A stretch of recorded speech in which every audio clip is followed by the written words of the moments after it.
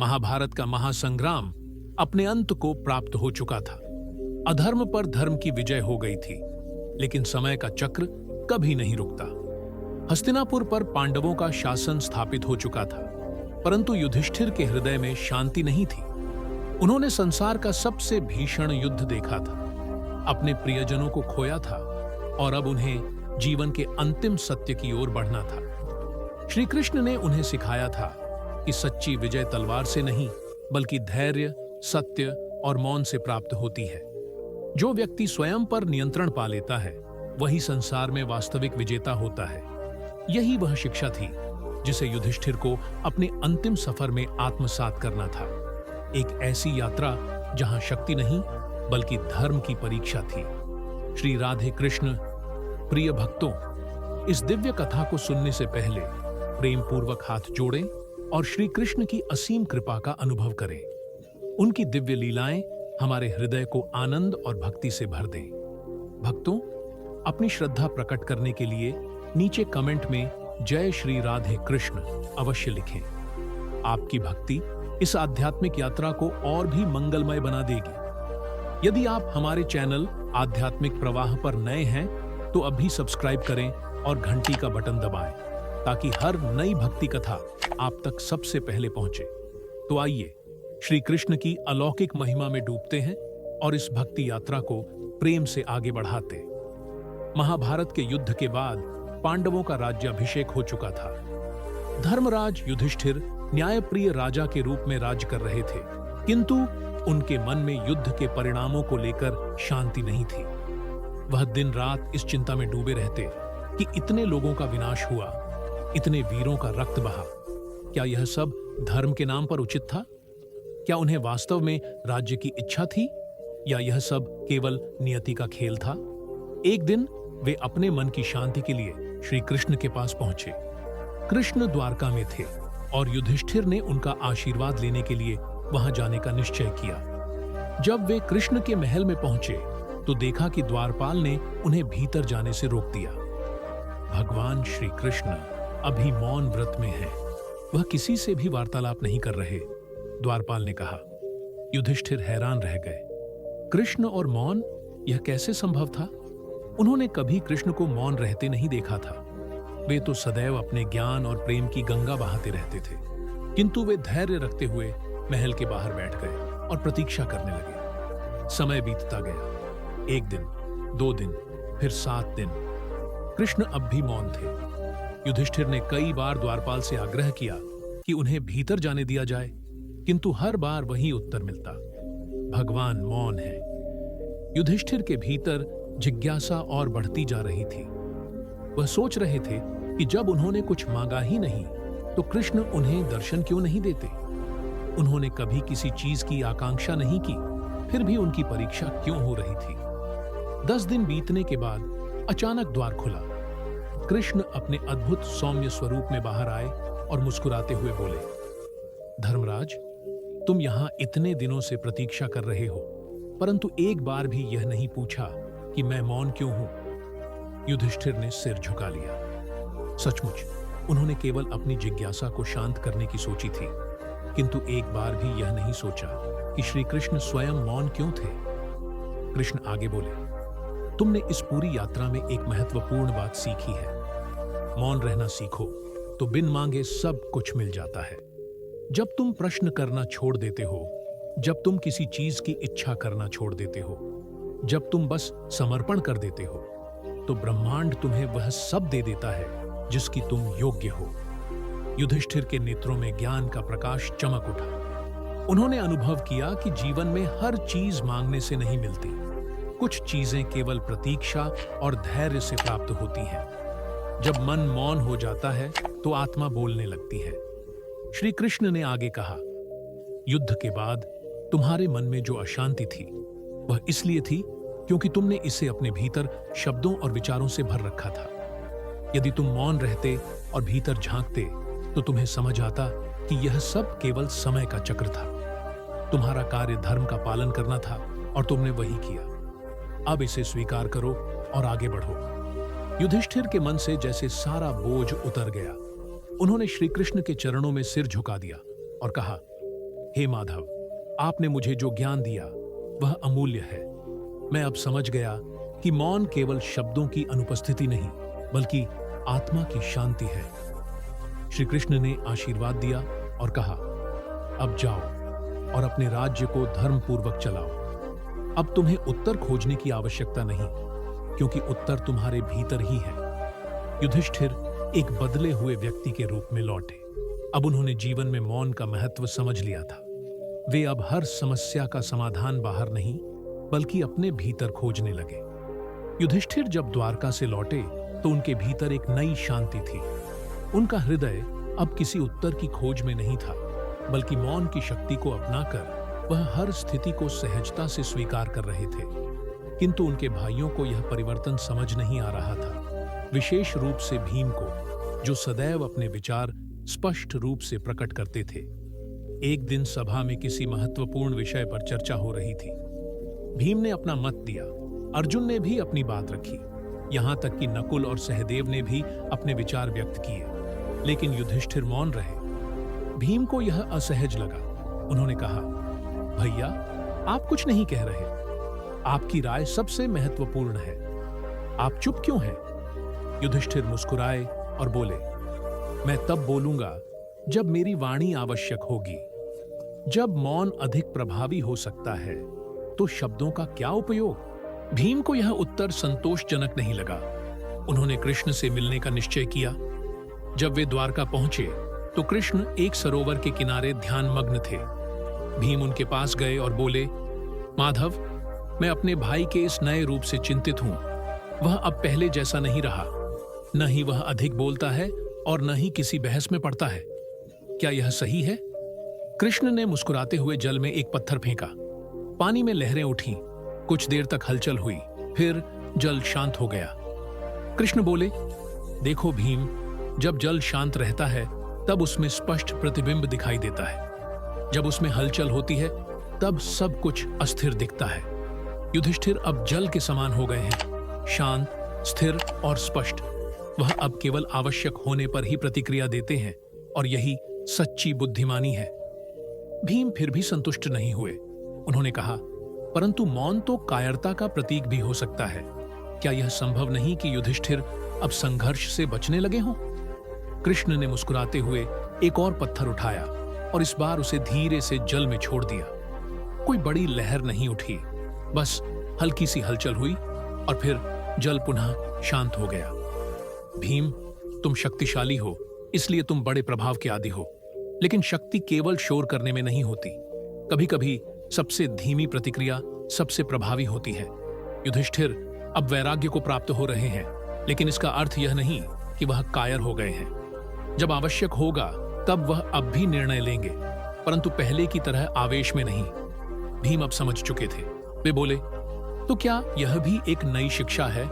कृष्ण हंसे और बोले, हर क्षण एक शिक्षा है भीम। जीवन में जो कुछ भी होता है वह हमें कुछ न कुछ सिखाने आता है। युधिष्ठिर ने अब जीवन की एक गहरी सच्चाई को समझ लिया है। जब मनुष्य मौन को आत्मसात कर लेता है तो वह केवल वही करता है जो वास्तव में आवश्यक हो, और यही श्रेष्ठ राजा की पहचान होती है। भीम अब संतुष्ट होकर हस्तिनापुर लौट आए। उन्होंने देखा कि युधिष्ठिर अब भी पहले की तरह राजकाज संभाल रहे थे, लेकिन उनका दृष्टिकोण अधिक गहरा और धैर्यपूर्ण हो गया था। अब वे क्रोध या आवेश में कोई निर्णय नहीं लेते थे, बल्कि केवल वही कहते थे जो आवश्यक था। समय बीतता गया और यह नया युधिष्ठिर न केवल पांडवों के लिए बल्कि पूरे राज्य के लिए प्रेरणा बन गया। लोग उन्हें पहले से भी अधिक सम्मान देने लगे, क्योंकि उन्होंने समझ लिया था कि वास्तविक नेतृत्व केवल शब्दों से नहीं बल्कि मौन की शक्ति से भी किया जा सकता है। द्वारका पहुंचते ही पांडवों का स्वागत हुआ, लेकिन वातावरण में एक अजीब सा रहस्य छिपा हुआ था। चारों ओर भव्यता थी, किंतु कृष्ण का मुखमंडल गंभीरता का आभास दे रहा था। युधिष्ठिर ने उनके निकट जाकर प्रश्न किया, माधव, आपने हमें इतनी शीघ्रता से बुलाया, अवश्य कोई विशेष कारण होगा। कृष्ण ने मुस्कुराते हुए कहा, धर्मराज, कुछ बातें समय से पहले कहने का कोई अर्थ नहीं होता। जब समय आएगा उत्तर स्वयं सामने आ जाएगा। अभी तुम्हें केवल धैर्य रखना है और देखना है कि जो कुछ घटित हो रहा है वह तुम्हारे लिए एक और शिक्षा लेकर आया है। युधिष्ठिर कृष्ण के इन रहस्यमयी वचनों को सुनकर मौन रहे।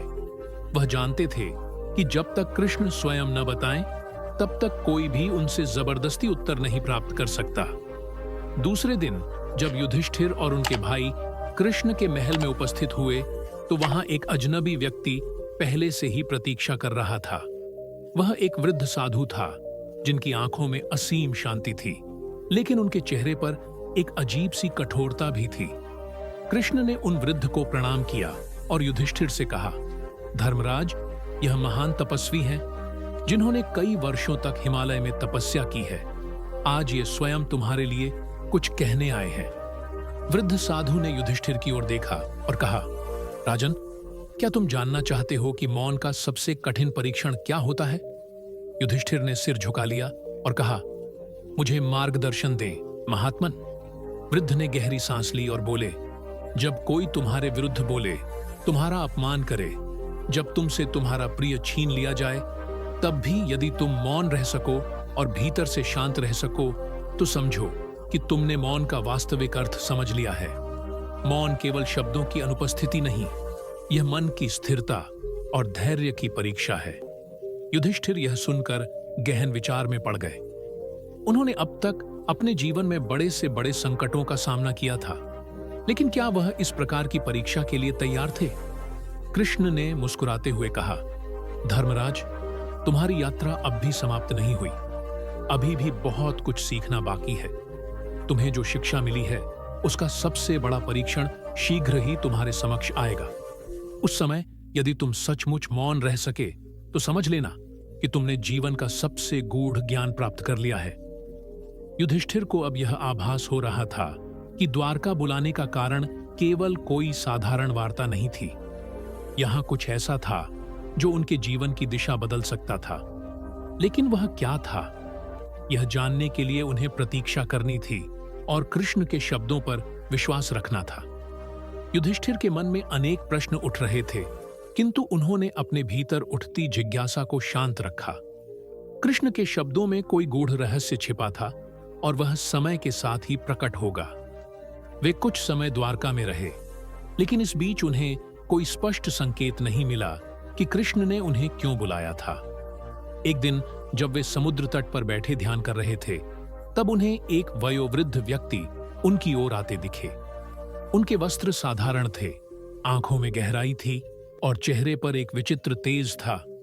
उन्होंने युधिष्ठिर के सामने आकर कहा, राजन, क्या तुम सच में समझते हो कि तुमने मौन का रहस्य जान लिया है? युधिष्ठिर ने विनम्रता से कहा, महात्मन, मैंने केवल प्रयास किया है। वृद्ध संत हंसे और बोले, यदि ऐसा है तो क्या तुम मेरी एक परीक्षा दोगे? युधिष्ठिर ने सहमति में सिर हिलाया। संत ने कहा, अगले 7 दिनों तक तुम जो भी देखो, जो भी सुनो, उस पर कोई प्रतिक्रिया नहीं दोगे। कोई तुम्हारा अपमान करे, कोई तुम्हें क्रोधित करने का प्रयास करे, कोई तुम्हारे धैर्य की परीक्षा ले, तुम मौन रहोगे। युधिष्ठिर ने यह परीक्षा स्वीकार कर ली। पहले 2 दिन तक कोई विशेष कठिनाई नहीं आई। लोग उनके मौन को समझ नहीं पाए, परंतु उन्हें सम्मान देते रहे। किंतु तीसरे दिन से वास्तविक परीक्षा आरंभ हुई। हस्तिनापुर से कुछ दूत द्वारका पहुंचे। वे घबराए हुए थे और उन्होंने युधिष्ठिर से कहा, महाराज, आपके राज्य में गंभीर संकट आ गया है। कुछ दुष्ट तत्व यह कह रहे हैं कि आप राज्य छोड़कर भाग गए हैं और अब हस्तिनापुर पर कोई शासन नहीं रहा। लोग विचलित हो रहे हैं और विद्रोह होने की संभावना बढ़ रही है। भीम क्रोध से भर उठे। उन्होंने दूत से पूछा, यह कौन कह रहा है? किसने ऐसा दुस्साहस किया? दूत ने उत्तर दिया, शकुनी के कुछ बचे हुए समर्थक अब भी षड्यंत्र रच रहे हैं। वे यह प्रचार कर रहे हैं कि महाराज युधिष्ठिर कायरता के कारण द्वारका में शरण लिए हुए हैं और अब हस्तिनापुर की गद्दी किसी और को सौंप देनी चाहिए। सभा में हड़कंप मच गया। भीम और अर्जुन तुरंत हस्तिनापुर लौटने को तत्पर हो गए, किंतु युधिष्ठिर शांत रहे। उन्होंने न कोई आदेश दिया, न कोई प्रतिक्रिया व्यक्त की। भीम ने क्रोधित होकर कहा, भैया, आप चुप क्यों हैं? क्या आपको कोई चिंता नहीं? युधिष्ठिर की चुप्पी ने सभा में और अधिक तनाव उत्पन्न कर दिया। भीम और अन्य उपस्थित राजपुरुषों को लगा कि शायद युधिष्ठिर अब राजा बने रहने की इच्छा ही नहीं रखते। चौथे और पांचवें दिन विद्रोह की खबरें बढ़ने लगी। कुछ लोग हस्तिनापुर के सिंहासन पर अधिकार जमाने की तैयारी कर रहे थे। भीम ने फिर आग्रह किया, भैया अब तो कुछ कहिए, यदि हम अभी नहीं लौटे तो हमारा राज्य खतरे में पड़ जाएगा। युधिष्ठिर ने तब भी कोई उत्तर नहीं दिया। वह केवल कृष्ण की ओर देखकर मुस्कुराए। छठे दिन स्वयं विद्रोहियों का एक दूत द्वारका आ पहुंचा। उसने खुले शब्दों में कहा, राजा युधिष्ठिर, अब आपके लिए हस्तिनापुर में कोई स्थान नहीं बचा। जनता ने नया राजा चुनने का निर्णय कर लिया है। यदि आप वापस जाना चाहते हैं तो एक साधारण नागरिक के रूप में जाइए, न कि राजा के रूप में। सभा में सन्नाटा छा गया। सभी पांडव गुस्से से उबल रहे थे, किंतु युधिष्ठिर अब भी शांत थे। अंततः 7वां दिन आया। जैसे ही सूर्योदय हुआ, कृष्ण स्वयं युधिष्ठिर के पास आए और बोले, धर्मराज, तुम्हारी परीक्षा समाप्त हुई, अब बोल सकते हो। युधिष्ठिर ने गहरी सांस ली और कहा, जो होना था वह हो गया, अब मुझे जो करना है वह करूंगा। उन्होंने तुरंत सभा बुलाई और घोषणा की, हम हस्तिनापुर लौट रहे हैं। जो लोग यह सोच रहे थे कि मैं मौन रहने से निर्बल हो गया हूं, उन्हें सत्य शीघ्र ही ज्ञात होगा। युद्ध रथ तैयार कर दिए गए। जब पांडव हस्तिनापुर पहुंचे तो वहां का दृश्य आश्चर्यजनक था। विद्रोही जो यह सोच रहे थे कि युधिष्ठिर अब कोई प्रतिक्रिया नहीं देंगे, वे उनके शांत लेकिन दृढ़ व्यक्तित्व को देखकर भयभीत हो गए। उन्होंने बिना किसी संघर्ष के समर्पण कर दिया। युधिष्ठिर ने सभा में कहा, जिसने भी यह सोचा कि मौन कायरता का प्रतीक है, वह यह जान ले कि वास्तविक शक्ति धैर्य में है। यदि मैं चाहता तो क्रोध में आकर शीघ्र ही लौट सकता था, लेकिन तब यह केवल युद्ध बन जाता। मैंने मौन रखा ताकि सत्य स्वयं प्रकट हो जाए, और देखो वह प्रकट हुआ। शत्रु लज्जित हुए। हस्तिनापुर फिर से शांत हो गया। कृष्ण ने मुस्कुराकर कहा, धर्मराज, तुमने मौन का वास्तविक अर्थ समझ लिया। जब मनुष्य को अपने उद्देश्य पर पूर्ण विश्वास होता है तो उसे बार बार अपनी शक्ति दिखाने की आवश्यकता नहीं होती। मौन तब तक रहो जब तक आवश्यक हो, और जब बोलो तो ऐसा बोलो कि कोई और कुछ कहने योग्य न रहे। युधिष्ठिर ने सिर झुका दिया। उन्होंने आज केवल एक परीक्षा ही नहीं दी थी, बल्कि जीवन का सबसे महत्वपूर्ण पाठ भी सीख लिया था। युधिष्ठिर ने हस्तिनापुर लौटकर राज्य को फिर से व्यवस्थित कर दिया, लेकिन अब वे पहले जैसे नहीं थे। उनके भीतर एक अटूट शांति थी जिसे कोई भी परिस्थिति विचलित नहीं कर सकती थी। उनका मौन अब केवल एक साधन नहीं था, बल्कि उनकी सबसे बड़ी शक्ति बन चुका था। किंतु उनका यह धैर्य और संतुलन केवल उनके लिए नहीं, बल्कि पूरे राज्य के लिए एक नया मार्गदर्शन बनने वाला था। कुछ ही महीनों बाद एक नई समस्या उत्पन्न हुई। उत्तर दिशा में रहने वाले गांधार के कुछ बचे हुए सैनिकों और शकुनी के पुराने अनुयायियों ने फिर से विद्रोह की योजना बनाई।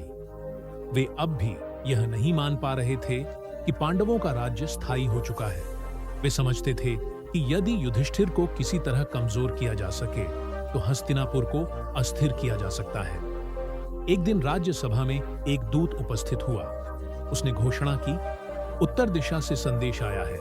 गांधार के कुछ विद्रोही आपके शासन को अस्वीकार करते हैं और चाहते हैं कि आप स्वयं वहां जाएं और इस समस्या का समाधान करें। सभा में एक हलचल मच गई। भीम ने तुरंत कहा, हमें इन दुष्टों को सबक सिखाना चाहिए। हमने पहले भी उन्हें हराया है, अब भी हरा सकते हैं। अर्जुन ने भी सहमति जताई। हथियार उठाने का यही उचित समय है। हम यदि देरी करेंगे तो वे और अधिक शक्तिशाली हो सकते हैं। किंतु युधिष्ठिर शांत बैठे रहे। उन्होंने न तो क्रोध व्यक्त किया, न ही कोई युद्ध की घोषणा की। सभा में सभी उनकी प्रतिक्रिया की प्रतीक्षा कर रहे थे, किंतु उन्होंने केवल इतना कहा, उत्तर दिशा की ओर प्रस्थान करने की तैयारी की जाए। भीम को यह सुनकर आश्चर्य हुआ। उन्होंने पूछा, भैया, क्या आप बिना सेना के वहां जाने की बात कर रहे हैं? युधिष्ठिर ने केवल मुस्कुरा दिया और कहा, कुछ प्रश्नों का उत्तर तलवार से नहीं, बुद्धि से दिया जाता है। युद्ध की तैयारी नहीं हुई। केवल युधिष्ठिर, कृष्ण, विदुर और कुछ अन्य मंत्री उत्तर दिशा की ओर निकल पड़े। उनके साथ कोई बड़ी सेना नहीं थी, केवल कुछ रथ और कुछ बुद्धिमान दूत। जब वे गांधार की सीमा पर पहुंचे तो विद्रोहियों ने उनका उपहास उड़ाया। उन्होंने कहा, देखो, हस्तिनापुर का राजा बिना किसी सेना के हमारे सामने आया है। यह क्या हमें समझाने आए हैं? क्या इन्हें लगता है कि शब्दों से युद्ध जीता जाता है? किंतु युधिष्ठिर ने कुछ नहीं कहा। वे चुपचाप उनके शिविर में प्रवेश कर गए और वहां उपस्थित सभी नेताओं के सामने जाकर खड़े हो गए। कुछ क्षणों तक मौन रहा। फिर उन्होंने धीरे से कहा, क्या तुम सच में हस्तिनापुर से स्वतंत्र होना चाहते हो? विद्रोहियों के नेता ने हंसकर कहा, हां, हम तुम्हारे शासन को नहीं मानते, हम अपनी स्वतंत्रता चाहते हैं। युधिष्ठिर ने सिर हिलाया और बोले, अच्छा, तो बताओ, जब तुम स्वतंत्र हो जाओगे तो तुम्हारे राज्य का क्या होगा? कौन राजा बनेगा? कौन न्याय करेगा? कौन रक्षा करेगा? विद्रोहियों ने एक दूसरे की ओर देखा। वे इस प्रश्न के लिए तैयार नहीं थे। युधिष्ठिर ने आगे कहा, स्वतंत्रता केवल शब्दों में अच्छी लगती है, किंतु यदि तुम सोचो कि शक्ति ही शासन का आधार है तो तुम गलत हो। यदि तुम सच में अपने लोगों के लिए कुछ अच्छा करना चाहते हो तो आओ, मेरे साथ हस्तिनापुर चलो। वहां तुम देख सकोगे कि सच्चा शासन कैसा होता है। यदि तुम्हें फिर भी लगे कि तुम्हारी स्वतंत्रता छीनी जा रही है तो मैं स्वयं तुम्हारे लिए एक नया राज्य स्थापित कर दूंगा, किंतु पहले सत्य को देखो। विद्रोही अचंभित हो गए। उन्होंने कभी नहीं सोचा था कि युधिष्ठिर उन्हें युद्ध की जगह शांति का प्रस्ताव देंगे। कुछ लोग सोचने लगे कि शायद वे गलत दिशा में जा रहे थे। कृष्ण, जो चुपचाप यह सब देख रहे थे, धीरे से मुस्कुराए और बोले, जो तलवार से जीतने की सोचता है वह केवल शरीर जीत सकता है, किंतु जो मन को जीतता है वही सच्चा विजेता होता है। विद्रोहियों के नेता ने अंततः सिर झुका लिया। उन्होंने कहा, राजन, हमने सोचा था कि आप हमें दंड देंगे, किंतु आपने हमें ज्ञान दिया। हम आपके प्रस्ताव को स्वीकार करते हैं। हम हस्तिनापुर चलेंगे और देखेंगे कि वहां शासन कैसे होता है। युधिष्ठिर ने सिर झुकाया और कहा, सत्य को देखने के लिए हृदय का मौन होना आवश्यक है। जब क्रोध शांत होता है तभी बुद्धि का प्रकाश प्रकट होता है। इस प्रकार बिना कोई युद्ध किए, बिना एक भी रक्त की बूंद गिराए, युधिष्ठिर ने एक और विजय प्राप्त की। यह विजय तलवार की नहीं थी, यह विजय सत्य की थी, मौन की थी। और यही वह शिक्षा थी जिसे कृष्ण युधिष्ठिर को सिखाना चाहते थे। सत्य और धैर्य की शक्ति किसी भी युद्ध से अधिक प्रभावी होती है। युधिष्ठिर की अंतिम यात्रा सत्य, धैर्य और धर्म की परीक्षा थी। बिना युद्ध किए, बिना रक्त बहाए, उन्होंने आत्म संयम और सत्य की शक्ति से अंतिम विजय प्राप्त की। कृष्ण ने उन्हें जो सिखाया था कि मौन और धर्म की शक्ति किसी भी युद्ध से अधिक प्रभावी होती है, युधिष्ठिर ने उसे अपने आचरण से सिद्ध कर दिया। इस प्रकार वे केवल स्वर्ग में ही नहीं, बल्कि युगों युगों तक सत्य और धर्म के प्रतीक के रूप में अमर हो गए।